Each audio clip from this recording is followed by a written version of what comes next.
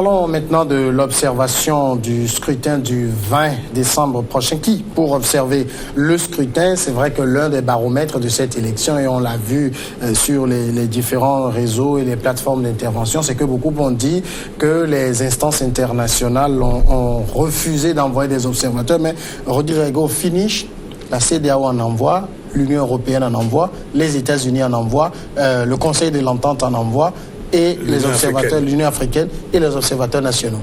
Oui, vous savez, ça c'est une fête à laquelle les professionnels en matière d'observation électorale ne se privent. C'est-à-dire que quand on vient, on se met plein la poche et le refrain, il est déjà sur le papier. On va lire ça devant la presse. Après, des incidents mineurs qui n'entachent pas la crédibilité du scrutin. Et la phrase, elle est fétiche, elle est adoptée nickel. Et tous ces observateurs ont ça dans leur sac en arrivant. Et quand ils viennent, ils mangent bien, ils pavardent dans les rues, dans de grosses bagnoles bien climées, tout et tout, sous escorte. Et après, ils se prennent en charge et ils lisent le refrain, la phrase fétiche, et puis ils partent. Nous en avions parlé ici. Quand les gens sont allés, c'est en Zimbabwe, jusqu'à fabriquer des observateurs. Aujourd'hui, quel est oui, c'est-à-dire que c'est un peu pour moi, mon problème fondamental, ce n'est pas que quelqu'un vienne observer les élections pour nous forcément, mais que nous-mêmes, la main sur le cœur, nous disions que c'est une fête pour nous, quitte à quelqu'un de venir observer ou pas. C'est parce que nous aidons les gens à alimenter ce business-là que chaque fois ils prennent leur bâton, ils arrivent en 2005. Tous les observateurs des faits mineurs qui n'entachent pas la crédibilité, le suivi des élections, d'un processus électoral, ça se fait avant, pendant et après. Mais dans nos États, les observateurs viennent le même jour. Aujourd'hui, par exemple, les forces de l'ordre, les corps habillés ont voté. Donc, c'est fini. La phrase là, fétiche, elle prend sa place. On prend ce qu'il faut et puis on s'en va. Pour moi, j'ai déclaré une guerre à cette façon d'observer les choses depuis plusieurs années maintenant. Depuis plusieurs années. Vous vous souvenez, en 2005, quelques incidents majeurs, et après, c'est la vidéo de la sécurisation des urnes qui atterrit sur les réseaux sociaux, sur les chaînes internationales, et le Togo a été la risée du monde entier. Donc, mon problème, je ne regarde même pas ces professionnels en observation. Je ne sais pas ce qu'ils viennent observer. C'est trop facile, non? Aller dans 2 bureaux de vote ou 2 centres de vote, venir prendre un papier sur lequel il y a déjà la phrase fétiche, et puis on lit et basta. Et puis, ce qui m'énerve, ce sont des gens qui organisent des conférences de presse à longueur de journée et ils lisent tous le même refrain. Je ne sais pas qui a écrit la phrase là, mais cette personne a besoin de prix Nobel pour la fait. Mais ça, en tout cas, dans nos États, l'un des baromètres des élections, c'est l'observation. C'est l'observation. Bien sûr, selon ce que vient de dire le président de la CENI au point de presse qu'il a organisé aujourd'hui à l'hôtel Sarakawa, nous devons avoir en principe 2950 observateurs nationaux et 181 étrangers, dont l'Union européenne, la CEDEAO, l'Union africaine et autres. Bon, ce qui veut dire que même au niveau de la CENI, avant le début des travaux, il y avait 20 observateurs de la CEDEAO. Et à ceux-là, il y a 2 qui sont venus auditer le fichier. Ce qui veut dire que le fichier apuré aujourd'hui nous donne 3 155 000 électeurs. Et nous avons 850 candidats, 130 listes de candidature, 12 partis politiques et 25 candidats indépendants. Ce qui veut dire que tout est bon pour jeudi. Tout est bon pour jeudi. Et donc, comme le dit Rodrigue, on ira voter jeudi et la fameuse phrase sera sortie. Oui, bon, qu'est-ce que vous voulez que les gens disent s'ils n'observent pas d'incidents majeurs pour entamer la crédibilité des élections? Les incidents sont mineurs, ils ne peuvent que dire que c'est mineur. Ils n'entachent pas la crédibilité, ils ne peuvent que dire ça. Qu'est-ce que vous voulez que les gens inventent des incidents majeurs? Moi, je ne vois pas le problème. Mais il faut souligner quand même, je pense que si j'ai bon souvenir, c'est en 98 qu'une mission d'observation a dit que les élections étaient sorties de leur cadre. Oui. C'était en 98. Donc, il faut quand même être honnête quand il le faut. Oui. Certains. Il n'existe plus vraiment. Il n'existe plus vraiment. Alors, maintenant, je l'ai dit, parmi la pléthore d'observateurs qu'on a, il y a la CEDEAO. Qu'est-ce que ça veut dire dans le processus actuel? Non, vous savez, j'épouse l'analyse de l'un des responsables du mouvement Y en a marre au Sénégal. J'ai eu la chance de le rencontrer il y a plus de 10 mois. Et il dit que la CEDEAO, en fin de compte, est un syndicat des chefs d'État où ils se réunissent pour apprendre à tromper les peuples. Vous ne pouvez pas comprendre que la CEDEAO, qui sur sa feuille de route a été incapable de se faire respecter en matière d'application. Parce que quand vous prenez les mesures d'apaisement, on dit lever d'état de siège sur les villes Mango, Bafilo, Sokodé. Je suis retourné au moins 4 fois dans ces villes-là. Ce qu'on appelle état de siège existe. Mais il y a eu aussi des meetings là-bas. Tu sais, n'allons pas dans... J'ai pas tellement envie de... Non, mais il y a quand même eu des meetings. Vous savez, quand vous installez les chaises vides, même Jésus dans la Bible a dit, vous refusez d'applaudir, j'ordonnerai aux pierres d'applaudir. Donc quand vous installez les chaises, personne ne vient s'asseoir, vous parlez avec vos militants, les gens qui vous suivent dans votre délégation, ça aussi c'est meeting. Donc il y a eu des meetings un peu partout. Ça, je ne dirais pas le contraire. Moi je parle des meetings de la C14. Il y a une casse quand même. À Sokodé, à Bafilo. Oui. Non, quand vous prenez le contexte, vous comprendrez qu'il peut y avoir meeting. Ce n'est pas meeting en tant que meeting, parce que dans un premier temps, je me souviens pour la première tournée, c'était pour aller évaluer un peu les dégâts, les blessés, les morts, ainsi de suite, saluer les familles des victimes, ainsi de suite et tout. La seconde tournée, c'était pour aller visiter beaucoup plus les prisonniers, les détenus politiques dans les différentes prisons. Et la troisième tournée, c'était beaucoup plus, les meetings de sensibilisation pour expliquer ce que la coalition avait dit, la feuille de route de la CEDEAO aux populations de l'intérieur du pays. D'accord? Donc quand vous prenez ça c'est juste un point. De l'autre côté, la feuille de route a parlé des réformes constitutionnelles, institutionnelles et électorales. Après, le comité de suivi s'est rattrapé en fixant un délai de 30 novembre. Ça n'a jamais été respecté. Vous avez suivi sur les réseaux sociaux, lors de l'opération de recensement, on a parlé d'enrôlement de mineurs, les gens disent patati patata, il n'y a pas eu. Et après, on a la confirmation qu'il y a au moins 30 000 mineurs enrôlés. Quand on nous dit que le fichier est fiable, le général Siata Sangaré, envoyé par l'OIF, avec son équipe, avait consacré au moins quelques semaines, tout un staff, pour analyser le fichier. Ils ne sont pas parvenus à apurer tout.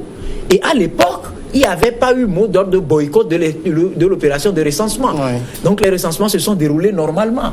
Mais au finish, ils ont dit que ce sont des fichiers consensuels. C'est-à-dire, ce n'est pas apuré, mais les acteurs se disent, nous sommes d'accord, nous allons faire avec. Et il avait fait des recommandations. Quand vous prenez cette CEDEAO qui a du mal à se faire respecter en matière d'application de ces quelques éléments que j'ai juste piqué sur la feuille de route, et que, parce que le régime est obsédé par le 20 décembre, parce qu'il faut aller aux élections sans les réformes, puisque je rappelle, c'est sur la base d'un problème que la CEDEAO est venue.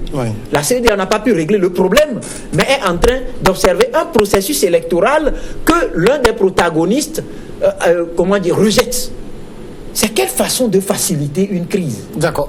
Mais sans Fioclou, c'est une question que pose aujourd'hui. C'est absurde. La présence de la CEDEAO, est-ce que ça confirme que le processus, il est crédible, il est bon? Non, le problème, c'est que la CEDEAO est à la CENI du début jusqu'à ce jour. Et après, on a envoyé 2 experts pour auditer le fichier. Et ils parlent d'enrôlement des mineurs et autres. Le président de la CENI a bien dit, après l'appurement, nous avons 84 708 radiés de la liste où il y avait des doublons, sur laquelle il y avait des doublons, il y avait des empreintes illisibles et des doubles inscriptions. Ce qui veut dire aujourd'hui que l'effectif qui était de 3 500 et quelques mille n'est plus le même. L'effectif aujourd'hui pour l'élection, c'est 3 155 000 électeurs après appurement. Si la CEDEAO est toujours à la CENI jusqu'à la confection du fichier final, moi je ne vois pas pourquoi on va incriminer la CEDEAO. Moi je ne vois pas pourquoi on va incriminer la CEDEAO. Vas-y, Labou. Oui, à voir les choses de près, je crois que on avait impliqué la CEDEAO à un moment donné donc, du processus sur les histoires du fichier pour essayer de voir la fiabilité du fichier. Et je crois que c'est avec la CEDEAO que la CENI avait fait le travail là pour arriver donc à l'appurement des mineurs, des doublons, etc., etc. La CEDEAO serait en contradiction avec elle-même si elle rejette le fichier. D'autant plus qu'elle a envoyé des experts qui ont envoyé donc, je crois, des rapports pour dire que nous avons fait le travail qu'il nous a demandé. Au jour d'aujourd'hui, nous avons un fichier correct. Alors, maintenant que la CEDEAO refuserait, je mets entre guillemets, ne pas venir observer les élections, elle serait en contradiction avec elle-même. Parce que les experts qui sont venus les ont rassurés que le fichier est normal, on peut y aller. Donc je crois que la CEDEAO est dans sa logique. Sinon, elle n'aurait pas envoyé d'experts. Et si elle n'avait pas envoyé d'experts, elle ne pourrait pas également observer les élections. Elle a envoyé les experts. Les experts sont venus. Je crois qu'il faut voir les choses de très près. La CEDEAO a fait beaucoup d'efforts dans la crise togolaise. Et au finish, la CEDEAO a été déçue par certains comportements. Par exemple, revenons un peu dans cette histoire de la CENI, où il fallait que l'opposition occupe ses 8 sièges à la CENI. Entre-temps, il y avait 2 partis qui avaient des sièges qu'ils occupaient. Et on a demandé expressément qu'ils quittent les sièges. Le NET a quitté le siège très rapidement. Mais l'UFC a refusé. Et pendant longtemps, ça a été donc l'objet qui a exacerbé la crise. La C14 s'est donné rendez-vous donc en Guinée chez Condé. Et donc tout le monde était donc dans un avion affrété donc, par le président guinéen. Et on s'est même filmé, on a même mis ça sur les réseaux sociaux. Et les Togolais attendaient à ce que, de retour de la Guinée, on vienne avec de bonnes choses. Effectivement, on est revenu dans ce pays avec de bonnes choses. D'autant plus que l'UFC a demandé à son militant de quitter. Et les 8 sièges étaient là. Mais comment se fait-il que, après qu'on ait obtenu le total de ces 8 sièges et que l'Assemblée nationale ait demandé à ce que M. Pedro, qui restait donc à remplacer, regagne la CENI, on puisse refuser d'aller prêter serment pour aller occuper les 8 sièges qu'on a demandé à ce qu'on libère ou qu'on vienne s'asseoir. Là, c'est un échec de la médiation que le président Condé avait fait. Et je vois mal M. Alpha Condé se réjouir du fait qu'il soit arrivé à dégager le chemin pour qu'on puisse avoir une CENI crédible et que la CENI, crédibilisée par la nomination donc des 8 membres, on refuse d'aller s'asseoir.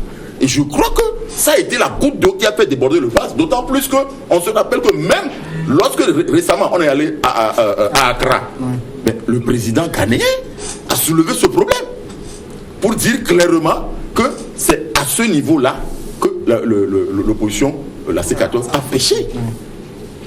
Bon, je vois mal des gens qui reconnaissent les erreurs sur erreur, avec une intransigeance à rompre le souffle, et continuer par soutenir des gens qui ne veulent pas aller à une élection. La CEDEAO est dans sa logique en envoyant donc des observateurs ici pour, je crois, observer les élections. Parce que les gens sont allés trop, en tirant trop sur la corde, elle se coupe. Et à un moment donné, les gens qui vous adulaient vont vous dire, mais vous en faites trop. Je crois que c'est ce qui est arrivé aujourd'hui à la C14. Mais vous savez, quand vous échappez plusieurs fois à une tentative d'empoisonnement et que vous dites non, dans ce cas, il faut que je sois à la cuisine de bout en bout. Et que des choses, puisque la logique d'empoisonner existe toujours, les choses ont été faites de façon à vous empêcher de suivre le processus depuis le début. Et à un moment donné, on vous dit, d'accord, maintenant, on a fini de préparer la sauce, venez, on va préparer la pâte ensemble, on va manger. Dites-moi que vous allez y aller. Vous n'irez pas. Ne nous voilons pas la face. Les réalités sont là. J'ai parlé de méfiance autour de ce plateau ce soir. puisque les gens ne se font pas confiance, l'idéal est qu'ils aillent en 2015. Mais on vous dira que le président est allé proclamer unilatéralement des chiffres, alors même qu'on n'a pas fini le dépouillement. Si les choses se faisaient proprement, mais alors, on pourra tourner le regard vers un perdant, un mauvais perdant, qui refuserait de reconnaître sa défaite. Mais tel n'est pas le cas. Non. J'avais dit autour de ce plateau, dans le feuilleton UFC, que c'était une manipulation. Ouais. Et j'avais dit que ça ne m'étonnerait pas qu'après l'opération de recensement, l'UFC accepte de quitter la CENI. Ça a été fait. Et on vous dit, d'accord, maintenant venez, puis le fichier est prêt. Nous, on a déjà fait le recensement. Entre-temps, les gens avaient appelé au boycott. On me dira qu'on a donné 3 jours aux gens pour aller. Non, vous savez, rien n'empêchait de reprendre le processus si l'idée, c'est de contribuer à régler définitivement cette crise-là qui a trop duré au Togo. Donc pour moi, la CEDEAO, je maintiens, c'est un échec. Alors, d'accord, maintenant, c'est un échec. Ouais. C'est trop facile de pointer du doigt l'intransigeance de la C14. C'est une lutte. Il n'y a pas que la C14 qui soit intransigeante. Il y a d'autres qui s'en tiennent à leur champion depuis des années. D'accord. Le Togo n'est pas patrimoine de ces deux protagonistes. On prend en otage le peuple. Mais ça fait coup. Rodrigue, moi je voudrais dire ceci. Si la C14 avait regagné la CENI, tout ce qu'elle aurait dit serait une pure vérité ou bien de pure vérité. Parce que déjà à la CENI, les 8 vont faire le constat que tel ne va pas. Et il faut faire ceci. Et là, tout le monde va dire, ils sont là devant les faits. Maintenant, ils sont à l'extérieur de la CENI. Et le jour où ils devaient proclamer, ils devaient aller prêter serment, ils n'ont rien dit à la Cour constitutionnelle, alors qu'ils avaient donné leur OK. La Cour constitutionnelle était en place jusqu'à instant, il n'était pas arrivé. La Cour est contestée. La Cour est contestée. Elle était contestée. C'est pour ça qu'on a mentionné réforme constitutionnelle, institutionnelle. Ce n'est pas fait, on doit faire avec. Et vous avez vu qu'il y a un point spécial où on a parlé de recomposition de la Cour constitutionnelle. Oui. C'est pour ça que je dis, je me porte en faux si on me dit aujourd'hui que la CEDEAO n'est pas allée à gauche de sa propre feuille de route. Je suis désolé. Si les choses se sont présentées ainsi, c'est compte tenu de certains nombres de faits. J'avais dit sur ce plateau que nous ne sommes pas en guerre, nous sommes en crise. Les institutions de la République fonctionnent normalement. Tout bouge bien. Le gouvernement et autres, ça fonctionne bien. Si on était en guerre, il y a nécessité d'aller toujours ensemble pour trouver la solution. Le gouvernement ayant pris la décision de respecter le 20 décembre que la CEDEAO a donné. Et la seule chose visible sur la feuille de route. Oui, bien, admettons que c'est ça. Et c'est ce que nous sommes en train de vivre aujourd'hui. Les partenaires étrangers ont constaté qu'il y a un hic au niveau de la C14. Donc, ils ont laissé faire. Et les partenaires en question ne peuvent en aucun cas intimer l'ordre à 100% au gouvernement de faire ce qu'eux, ils veulent. Il est aux affaires et le président en exercice est au cours de son mandat. Et ce cas est différent du cas de la RDC. Donc, il faut voir les choses sur ce temps.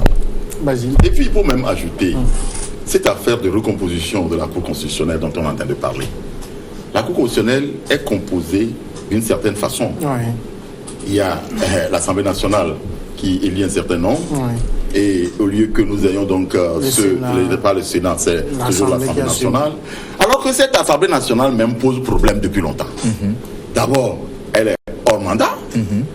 Et de deux, cette Assemblée nationale n'arrive même pas à nous arranger pour que nous puissions avoir une la loi reconnaît normale. Qu'ils sont en place jusqu'à laissez cette histoire-là parce que nous n'allons pas loi, continuer sur la loi. Faire de notre assemblée. C'est la loi, malheureusement. Qui va veiller, qui va c'est la loi. Non, la loi, elle est là. Mais est-ce que cette assemblée nous arrange en allant vers les réformes dont on est en train de parler? Qu'est-ce qui dit que l'assemblée là, de ces élections là, qui sont ainsi organisées, vont nous permettre de sortir de l'auberge? Écoutez, et avec des signes, on mettra Paris en bouteille. Non. Il faut d'abord voir ce qui va se passer. Oui, nous parlons de l'instant. Nous parlons de l'instant. Oui. Vous voyez, vous dites l'Assemblée nationale qui est en train de partir ne nous a pas arrangé du tout. Et celle qui va venir va nous arranger. On va voir les mêmes causes produisent les mêmes effets. Non, ce ne sont pas les mêmes à régler les problèmes plutôt que les contourner. Rodrigue, est-ce que tu reconnais que après la proposition des réformes du Sénégalais, le pouvoir et la C14, ceux-là qui sont à l'Assemblée se sont rencontrés au moins à 6 reprises. Et c'est lors de la plénière commission de loi qu'ils ne sont pas arrivés à l'Assemblée. Et c'est ça qui a fait tout capoter. Non, mais on en avait parlé autour de ce plateau, 30 secondes, où l'expert a envoyé son rapport à la CEDEAO. On se posait même des questions si l'expert a déjà rendu son rapport, alors qu'entre-temps, la CEDEAO a pris le rapport de l'expert et a transformé ça en avant-projet de loi envoyé au gouvernement. Bon, permettez, non, je parle de ce qui a été fait. Permettez, laissez-moi aboutir. Laissez-moi aboutir. C'est ce qui a été fait. Entre-temps, c'est le pouvoir qui prend son même projet que l'Assemblée sa majorité avait rejeté en septembre 2015. Non, c'est 2015. C'était un projet issu d'un dialogue. Non, en 2014. En 2014, c'était le 30 juin 2014. Après le 30 juin, il y a eu un autre projet que le gouvernement avait introduit au Parlement. On revient avec la même chose. Et quand vous discutez avec les députés de l'opposition qui sont au niveau de la commission des lois, cette façon pour le commissaire du gouvernement de présenter la chose et finalement la triste scène, prendre la virgule du projet proposé, du travail proposé par l'expert, ajouter à une phrase ici enlevée, à préposition ici et ramener ça ici, on blague trop, je vous dis. Je rejoins un homme du système qui, à cœur ouvert, le dit tout le temps, si la volonté de faire nous anime, on n'a pas besoin d'une heure pour régler tous ces problèmes de réforme. Mais Rodrigue, sur un autre point, c'est vrai qu'on a beaucoup parlé de la CEDEAO, mais il n'y a pas que la CEDEAO qui est là. États-Unis, Union européenne, Union africaine, vous mettez tout ça dans le même bateau? Je vous dis, ils se sont mis toujours dans le même bateau, on les appelle communauté internationale. Je vous donne un exemple. Au Burkina Faso, la CEDEAO était arrivée. Je vous assure que les Burkinabés auraient laissé la CEDEAO, que Blaise Compaoré serait au pouvoir. Et peut-être qu'il aurait sodomisé la Constitution comme il le voulait. Non, Blaise n'était pas que la CEDEAO n'arrive, non? Non, c'était en plein. Il était déjà partenaire lors du coup d'État. Oui, lors du coup d'État. Attendez. Oui. Quand les gens étaient arrivés. Oui. Quand ils viennent dans un premier temps, puisque ça a été appliqué ici, retour à l'ordre constitutionnel. Donc quand ils sont arrivés, les gens leur ont dit non, nous voulons régler nos problèmes. C'est notre pays. Et vous avez vu, quand ils ont réussi à les mettre à côté, ils sont allés régler leurs problèmes. Ils se sont fait confiance. Nous faisons les choses comme si nous devons plaire à ceux-là qui nous aident à détruire notre pays. Nous devons aimer notre pays et comprendre que si nous voulons que demain, par exemple, ce plateau soit propre, Samuel, tu te mets à nettoyer ici, je nettoie ici, l'aîné Basile là, ainsi de suite, mais on va vite nettoyer le plateau. Et quand on sera autour, on sera fiers de ce travail collectif qui a été fait pour nettoyer. C'est de cela qu'il s'agit. Ce que Rodrigue souligne là, c'est applicable pour notre population. Qui dans ce pays a l'habitude d'aller parler aux gens à l'extérieur et refuser qu'on s'asseye autour d'une table? Ce n'est pas l'opposition qui est allée après le 19 août, c'est pas l'opposition qui est allée chercher la CEDEAO. La CEDEAO a fait. Donc l'opposition a fait quoi? Donc ce n'est pas l'opposition qui est allée chercher la CEDEAO au lendemain du 19 août. Donc ça voudra dire que c'est un comportement partagé. Non. On regarde trop l'extérieur. Si nous avons un balai chez nous, quel que soit l'état de ce balai, si nous sommes conscients que nous voulons nettoyer notre cour avec un peu d'expérience, nous allons pouvoir utiliser ce balai aussi petit qu'il soit pour pouvoir nettoyer et mettre au propre. C'est un bon conseil. On n'a pas de volonté. Aux deux côtés. C'est l'opposition. Les gens s'agitent dans le vide. Il faut aller parler à l'extérieur. L'opposition. Non. On veut toujours dire, voilà. Non. Un petit rappel. Oui. Le cas du Burkina est différent du cas du Togo. Au Burkina, la constitution est fermée. Blaise veut ouvrir. Le peuple s'est levé pour dire non. Au Togo, nous sommes dans le même processus, mais on veut faire des réformes pour limiter, pour fermer. Donc si je peux vous aider. Au Togo, en 92, le peuple avait scellé la constitution. La constitution a été sodomisée et le peuple veut sceller de nouveau sa constitution. Ça a été sodomisé par qui? Par qui, comment? Par les députés. Ceux qui sont en place. Pas des députés. Non, mais c'est le régime. C'est fait à l'Assemblée. L'Assemblée monocolore. Non, c'est l'Assemblée monocolore. C'est à l'opposition d'aller aux élections. Non, écoutez, lorsque les règles du jeu, on ne peut pas accuser quelqu'un de refuser d'aller prendre part à un match où les règles ne sont pas établies. Ce qui devait se passer, c'est passé, nous sommes aujourd'hui. Tournons la page. On va marquer la pause et on reviendra après pour évoquer la fin de la campagne. C'est dans 2 ou 3 heures maintenant. On va évoquer ça tout à l'heure.